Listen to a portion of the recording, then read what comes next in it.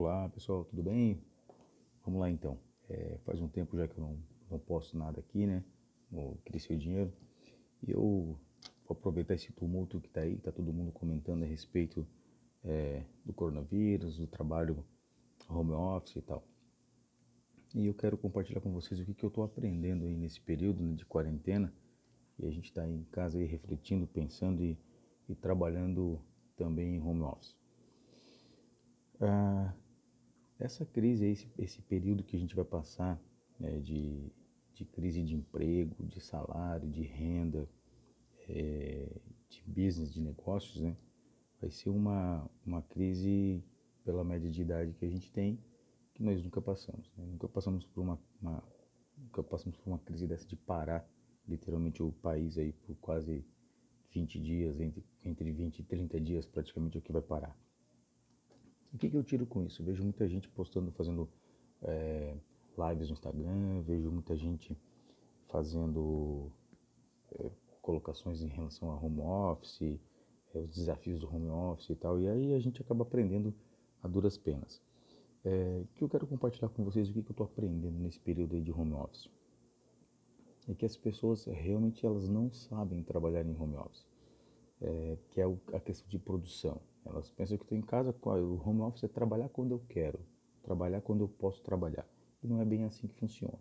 O home office tem que ter sim um cronograma de trabalho, tem que ter uma entrega, tem que ter um processo produtivo que vale a pena tanto para o empregado quanto para o empregador. Mas eu percebi também nesse tempo que as pessoas elas mentem para elas mesmas, né? Então isso é o maior problema que a gente enfrenta hoje quando a gente fala sobre home office.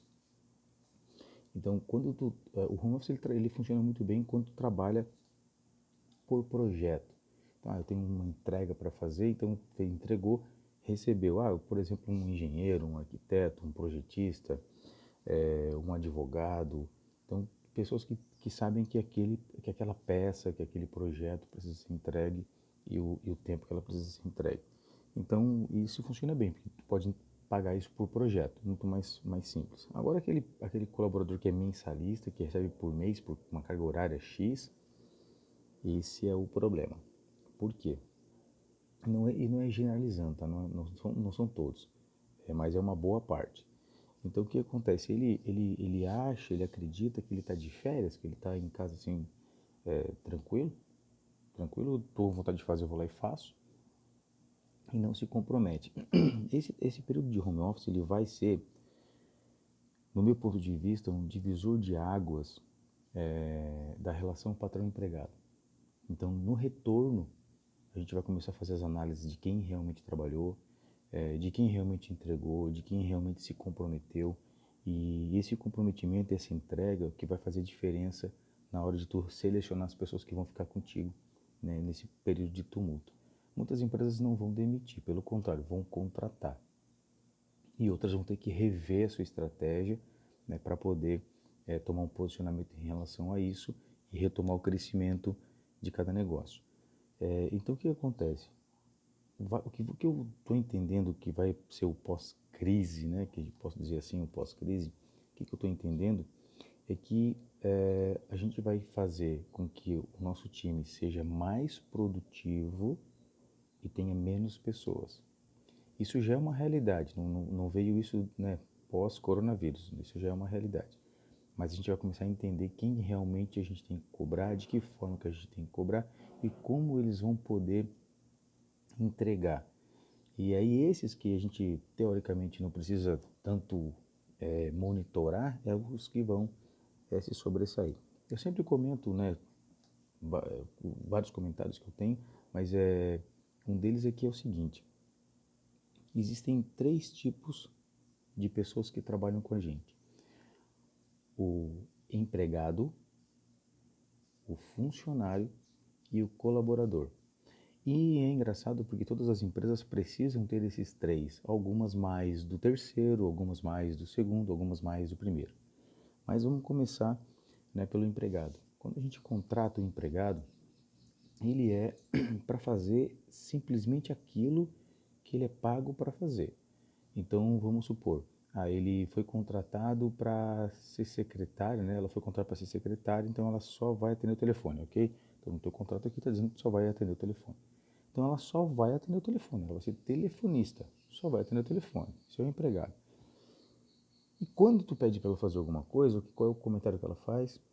Eu não sou pago para fazer isso. Eu sou pago para atender o telefone, eu não sou pago para tirar fotocópia.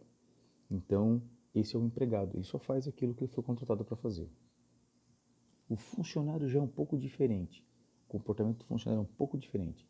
Ele faz aquilo que ele foi contratado para fazer e ele ainda sempre pergunta ou para o colega do lado, ou para o supervisor dele, ou para o gerente dele, se tem mais alguma coisa que ele possa fazer. Então, esse é o empregado. E o funcionário, né? Esse é o funcionário, desculpa. E o colaborador é aquele que não adianta. O colaborador é aquele que ele vai lá, vê, entende do processo, entende do que precisa ser feito e ele faz sem precisar, né, da supervisão. E talvez ele não saiba, mas ele busca e aí ele pergunta, é assim que eu posso fazer, é desse jeito que eu tenho que fazer, eu tenho esse problema para resolver, posso resolver desse jeito? Então esse é o colaborador. É aquele cara que tu pode mandar ele para casa trabalhar home office tranquilo, que ele vai colaborar, ele vai fazer aquilo que tem que ser feito. Então a gente tem aí, né, esses três tipos de colaboradores que a gente tem que entender. Também existem os tipos de empregadores, né? Também existem os tipos de empregadores. Mas o principal é a gente entender que tem um empregador também, que é aquele que te dá autonomia para isso, que te dá a condição de trabalho, isso que é a parte bacana, e aquele empregador que não te dá condição de trabalho. E aí ele geralmente não te dá condição de trabalho, e a gente tem que entender, porque depende de que tipo de funcionário, colaborador ou empregado ele tem que ter na empresa dele. Ok? Então eu queria só compartilhar com vocês que a mudança de trabalho vai acontecer muito breve, muito breve. Essa relação patrão-empregado vai acontecer muito breve e eu espero que a gente se supere aí com pontos positivos. Eu tiro muito mais coisas positivas desse coronavírus aí, dessa crise tendenciosa, do que pontos negativos. Né? Tem muito mais coisa para agregar aí do que coisas muito mais positivas para compartilhar do que coisa para desmotivar a gente a empreender. Ok, gente? E vamos junto porque vamos nessa porque vai dar certo.